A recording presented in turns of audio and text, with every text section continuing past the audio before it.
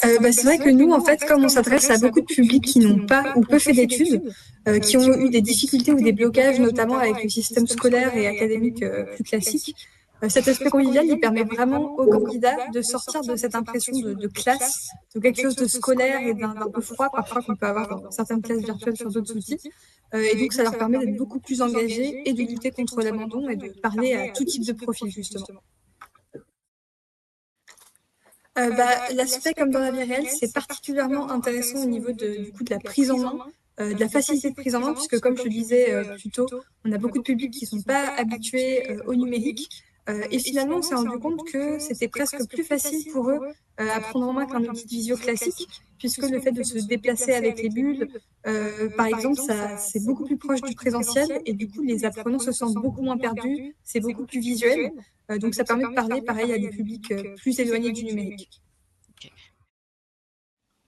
Dans notre cas, avec des classes virtuelles assez hétérogènes, c'est hyper utile parce que ça permet d'à la fois avoir des activités où on mélange les profils, par exemple sur des activités de brainstorming, de discussion, où là c'est vraiment intéressant de confronter les différents profils, et en même temps on peut ensuite les répartir en sous-groupes par exemple par domaine de diplôme pour travailler sur leur propre dossier ou sur des activités qui sont pertinentes pour avoir des profils plus segmentés.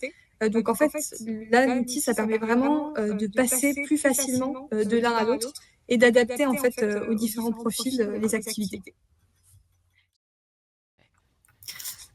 Du coup, la note collaborative, c'est vrai qu'on l'utilise énormément dans nos classes virtuelles parce que c'est hyper facile à prendre en main et assez efficace.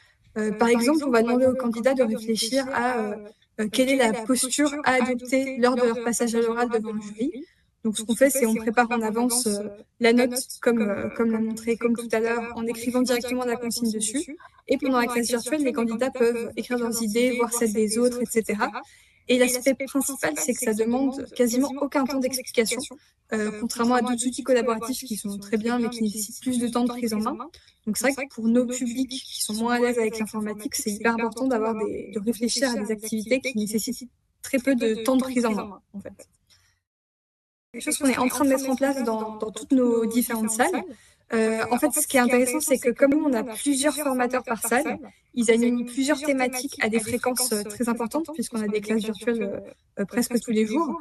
L'objectif, en fait, c'est de leur faciliter le travail au maximum et aussi d'harmoniser en fait les animations entre les différents formateurs. Donc ça, cette fonctionnalité d'assistant virtuel, ça nous permet de leur mettre à disposition vraiment tous les éléments dont ils ont besoin.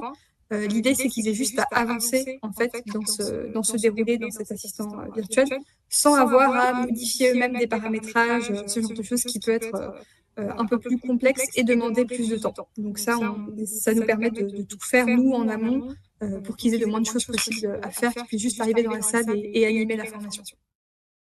En termes de qualité, du coup, ça permet d'améliorer la qualité de toutes nos classes virtuelles.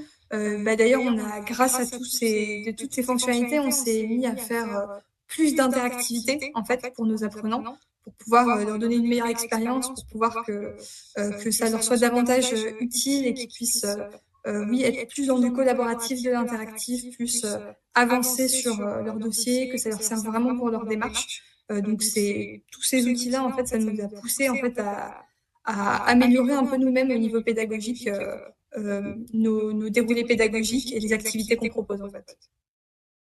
Oui, tout à fait. Du coup, pour vous donner quelques chiffres, comme disait Sophie, on a accompagné environ 400 candidats sur le parcours depuis octobre 2023 et on en a des nouveaux chaque semaine. Donc c'est quand même un gros dispositif. On a 78% de présence par rapport à notre nombre d'inscrits.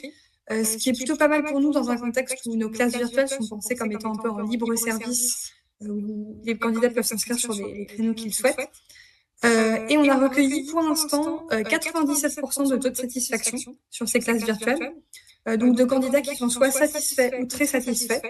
Donc pour nous, ça montre bien que les candidats apprécient cette formule et c'est un chiffre qui n'a pas beaucoup évolué depuis le début. Donc pour l'instant, on suit avec attention surtout ce chiffre-là de taux de satisfaction.